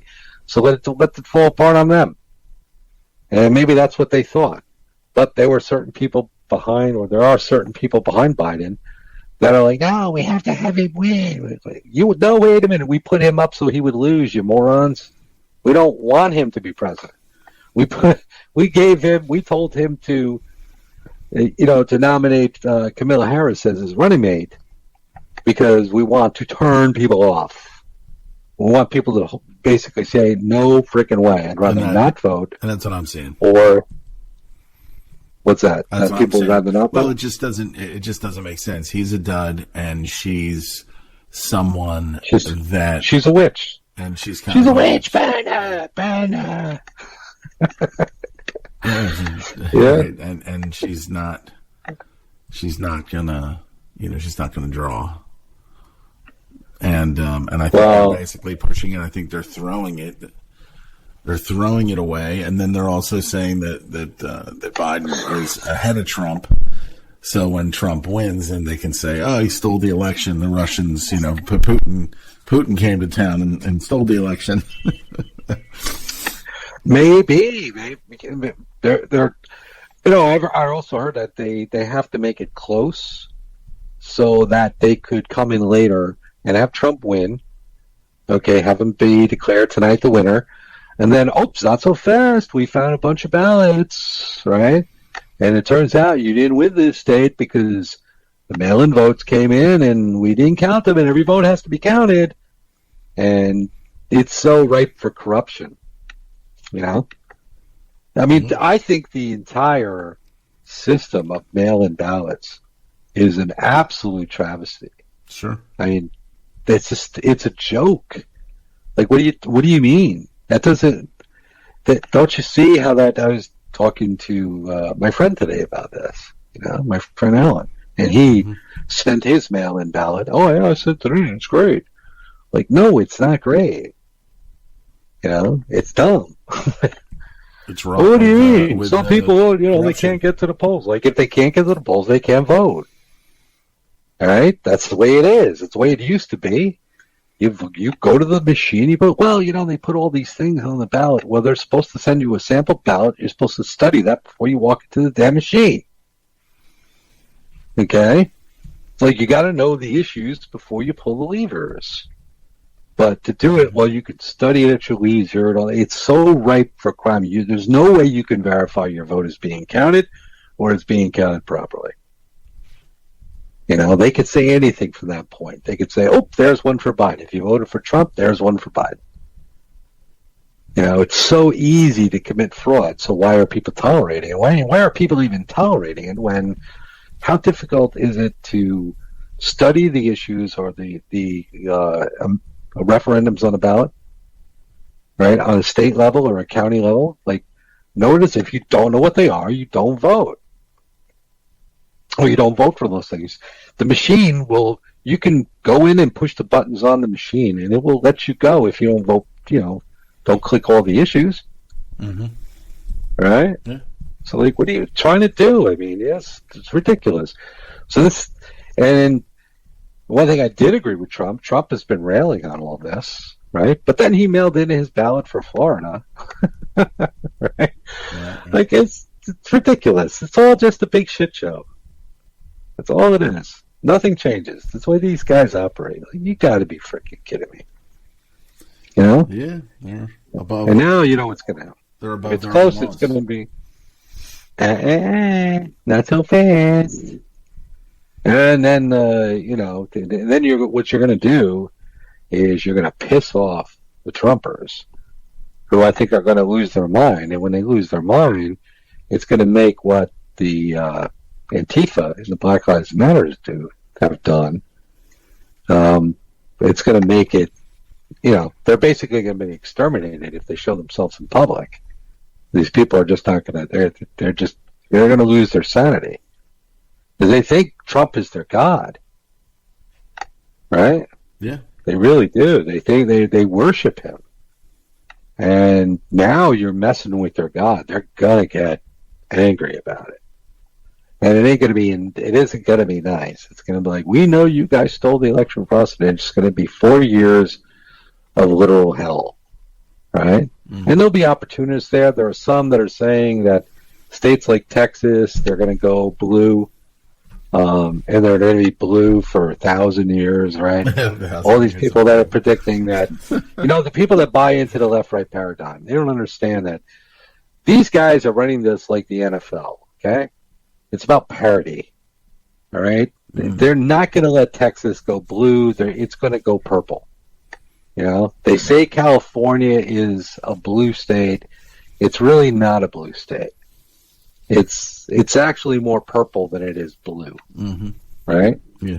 And the same thing with like New York and New Jersey. All these things, right now, the overwhelming majority of people in those states, the common people in those states, the overwhelming majority of them swing more towards Trump because at least they go, he's at least talking the things that we want to hear every once in a while. And he's an asshole, but he's better than the bumbling fool on the other side. Yeah. But I don't know. We're going to be on pins and needles all night as they do this crap. And I love how CNN has reporters wearing face masks. It's so stupid. Yeah, I watch these local news, and then they're standing there at like 5 o'clock in the morning. So they're reporting from somewhere. The sun hasn't even fucking come up. And they're standing there with fucking masks on. It's like, I just want to tweet them and be like, you are a fucking retard. Why are you wearing that mask? You're more than 6 feet away from, whoever the friggin' camera guy is that's there to friggin' cater to you. It's just such shit, dude. It's just the lies and the deception. I said to this woman today, I said, I have to figure out a way to be able to convey to people the urgency at where we're at.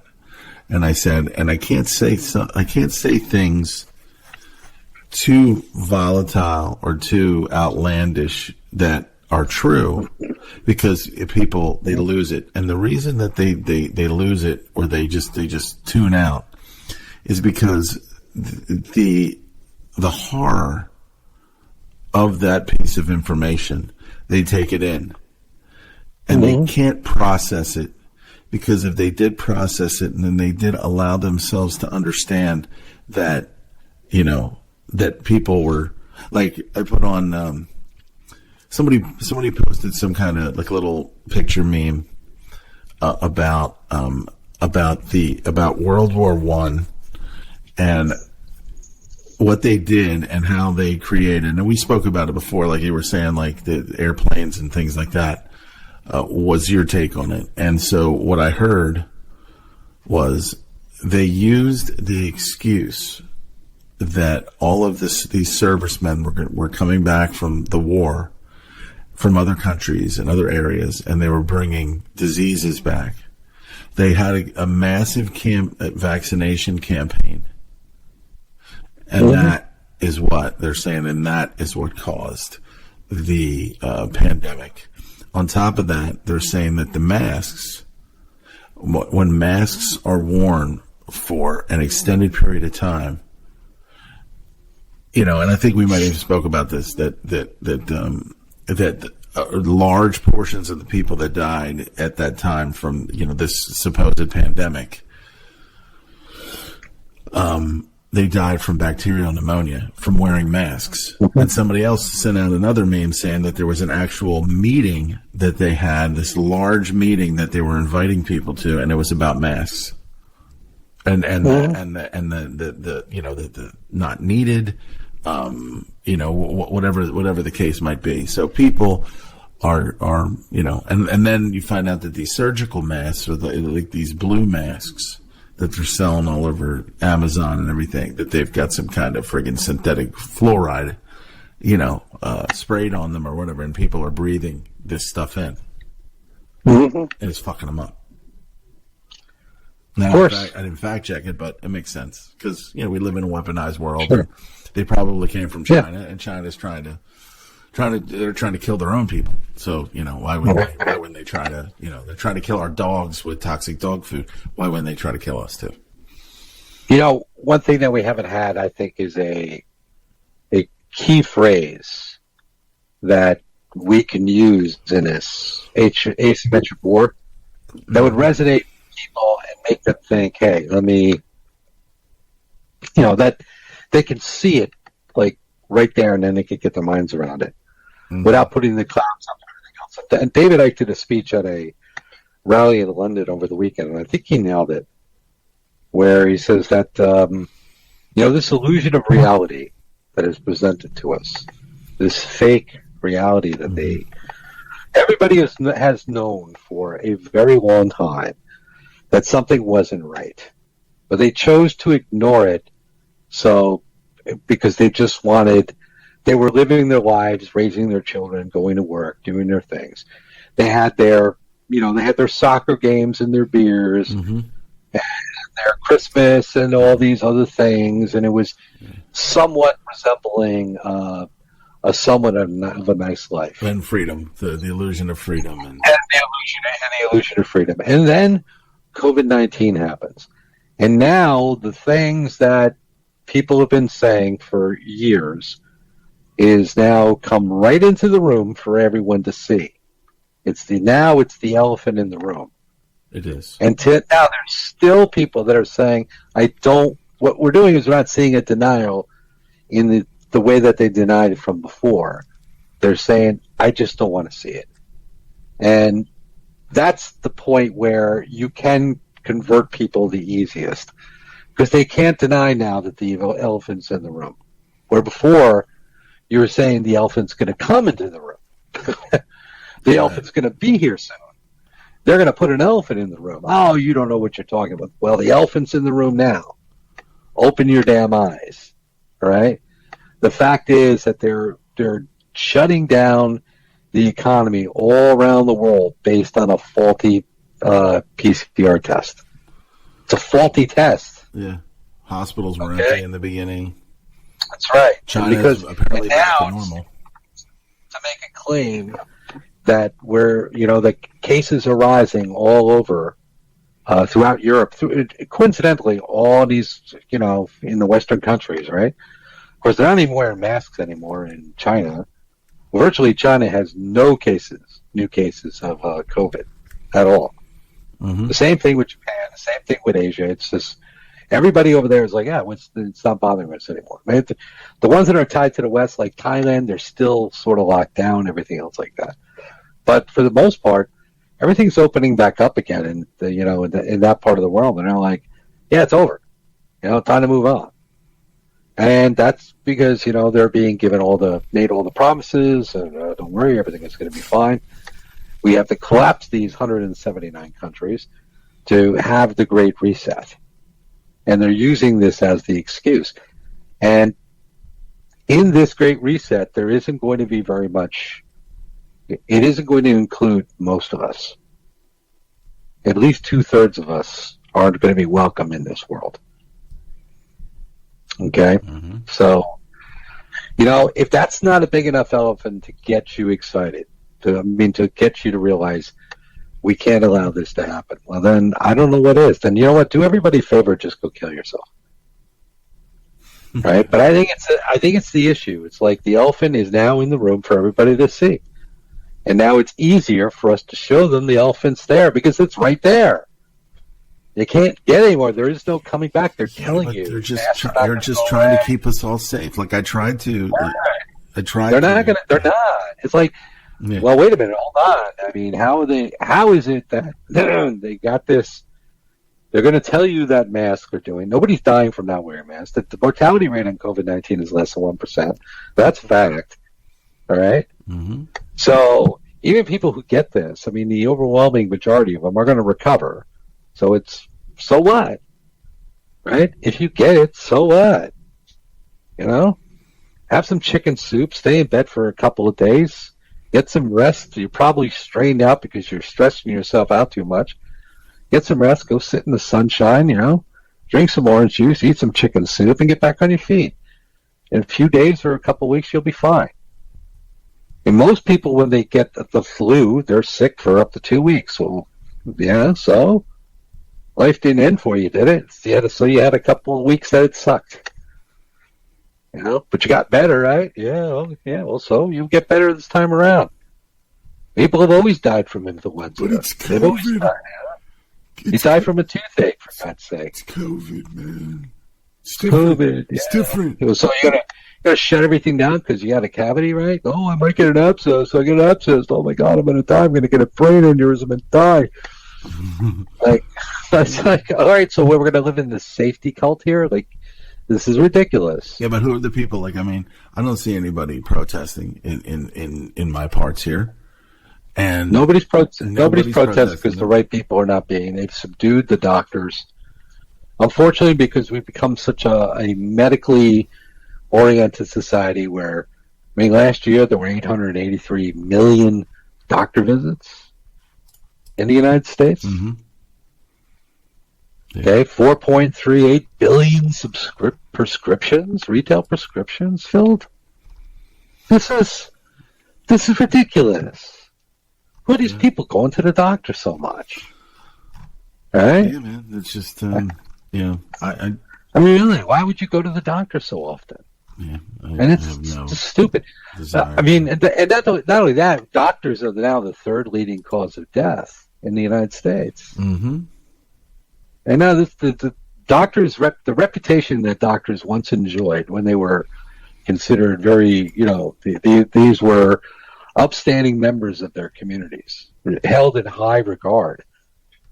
That's not the way doctors are looked upon anymore. They're looked upon as almost like, Mengelus, right? Like all you do is prescribe prescriptions. The art of medicine has been tossed out. They have been subtly and covertly destroying medicine for the last 100 years. And now doctors are like, well, wait a minute. So that's one of my approaches when I talk to them is you need to stand up and uphold your oath, which you haven't done. If you've been in medicine for more than 4 years, you didn't stand up at the H1N1 virus, right? And say enough. You didn't call BS on them then. Right? These people are not following the procedures. They're not following Koch's postulates or the Hill criteria when it comes to this, which means that they're tossing the scientific method out on its ass, and you took an oath to uphold that. So you have to demand in everything, especially any national health emergency that's being promoted by the government or people in the media, you have to tell them, absolutely shut the F up until you show me proof of claim. You prove what you're saying, and then we'll talk. But until you can show me the absolute proof, nothing. Every doctor should be forcing the government, the CDC and the NIH to show their proof of claim. All right? Yeah.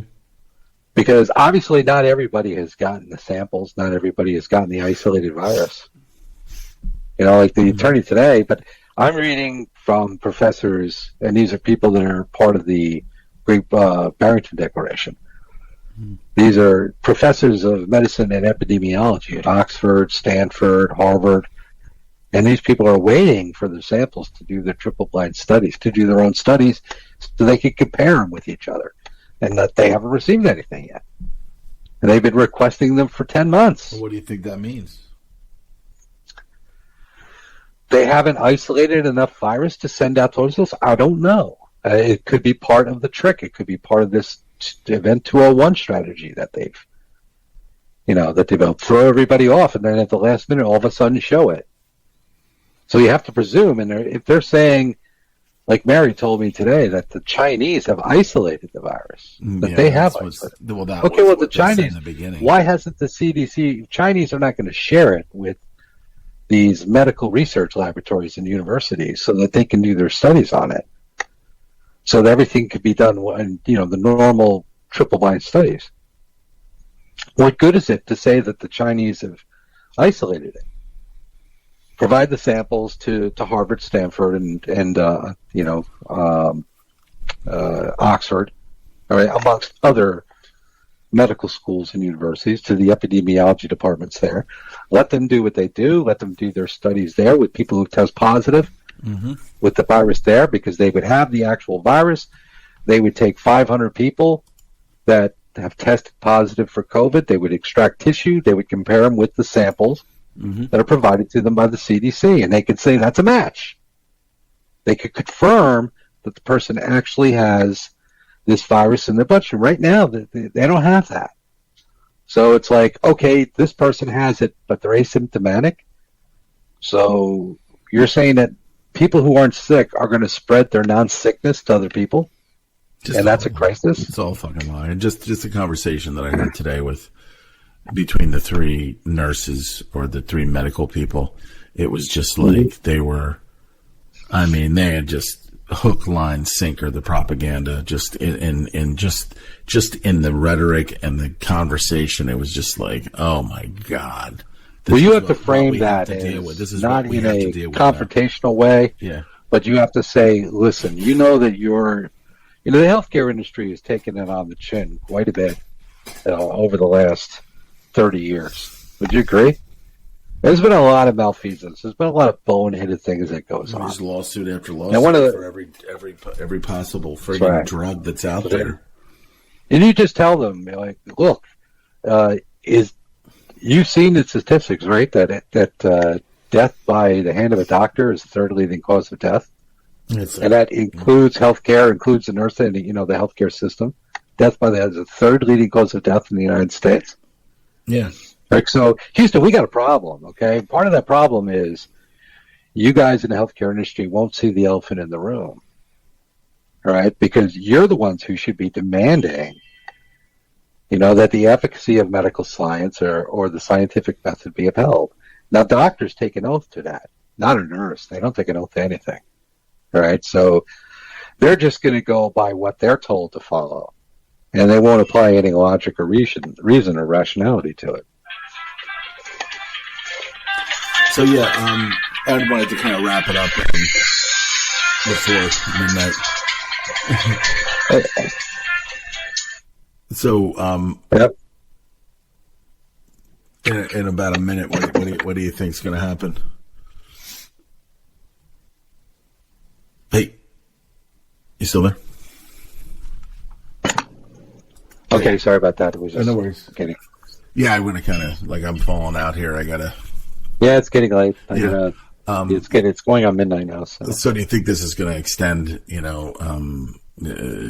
For 3 more days, they were saying that that they could actually count ballots for 3 extended days in some of these states. They're going to beta test that and try it. They've been warning us that they're going to do it, so I don't see why they wouldn't. And they look at this election's it's a total shit show. And no one should have confidence in this. That this corporation is so blatantly corrupt and so unfixable. I mean, we have to start having a conversation soon about this system, this current corporation has to be dismantled, right? Yeah. And we have to, people have to start saying, wait a minute, there is no fixing it. We tried. We elected Trump to try and fix it. Trump very quickly succumbed to it. The only thing that he can do is keep it going a little bit longer, keep that illusion going along. But all we're getting now, because of COVID, because of the elephant in the room, elephant's come in the room and saying, oh, you're not going to own any property now, and you're going to like it. Wait a minute, excuse me? All right. So if you can't own property, you have zero rights? Okay. Yeah, they're just going to open up. They're going to open up what they've always, And I mean, like, if you pay for a property and then, I mean, you're paying taxes on it. I mean, that's never owning anything. That's never owning any fucking land. Well, you don't own anything now, but I'm talking about personal property. Yeah, too. All right? Yeah. Because basically what they can do is they can come into your home and say all the content, because we own the house, all it means all the contents in the house belong to us as well. You say, well, wait a minute, I paid for that. That's my vase. Mm-hmm. Okay, that's my sofa. That's my chair. It's in our property. It belongs to us. Possession is 9/10 of the law. Right. Yeah. Not a damn thing you could do. I remember when my friend Alan got foreclosed on, and he had a nice shed in his backyard. Right, the shed cost him $9,000. He's like, I'm not giving him that. Screw that. They came and they were just like, oh no, that was on the property. That belongs. He's like, screw you. Right. I mean, he had already moved it off, and they were just like, you got to move it back. And he's like, go fuck yourself. I'm not doing that. I paid for that. That's not, it's not connected to the land. It's only got tie downs in case there's a hurricane or a tornado, to keep it from blowing away. But it's like, it's the totally portable shed. It's not on a foundation. It's on wood skids. So it's like, and it's a big, really nice big thing. So he moved it over to his girlfriend's house, and the guy who bought the house in the foreclosure was like, "You got to bring that back." And he's like, "No, sue me, pal. Screw you. Oh, that says it all. I don't care what the law says. All right, you're getting the house in the foreclosure. I believe I'd pick that thing up and move it if I could. But that's my property. I paid for that. I didn't finance that. I came in on my pocket. So screw you." So it's like they literally can do that in many states. They have, and indeed, if we found out that the law does state that if you have a shed foreclosure, you have to leave the shed. Right. It's like, get the hell out of here. So they're already doing it to a certain degree. Now they're just going to be like, you own nothing. You don't even own the clothes on your back. You're a total renter, right? You get so many credits and you're able to buy things, and you have to conform to certain social guidelines, social credit scoring. Right. And then if you do, then you get the honor of being able to keep the stuff until you piss us off, and then we come and take it. Right, yeah. That's really the kind of world that they're telling us that we're going to have, and it's like, that's not the way you want to live. All right, definitely not the way you want to live going forward. This is psychotic. But they're giving us everything that we don't ask for, and none of this stuff that they're throwing at us are we asking for. We're not asking for the Internet of Things or anything like that. That's all this stuff is bullshit. All I ask to end the show is that God please kill Fauci and Gates soon with a wriggling death. All right, man. So I'll end the show. Thanks for listening on Erection Night here in Nightmerica. All right, let me close that.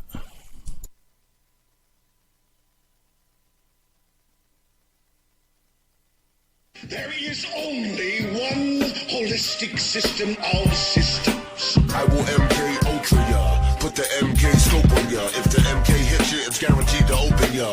The 57mm Mark 110, 220 rounds a minute, try to stop them. Don't put that on your wish list, that's retarded babble. Protesters make the hit list soon as they start to rabble. They are nothing but fishes in the barrel. It doesn't have to be Christmas for a carol. Some decorate with ornamental decorum, some perform shock and awe on Hanukkah and Purim. That's where my job come in. I am a blessing to the mercenary for the corporation selling weapons to them. Any potential competitor step into them. I'm authorized to knock them out and stick a GPS into them. They wanna sell uranium to Iran. That's enriched, that's a bitch. Now we gotta teach a lesson to them.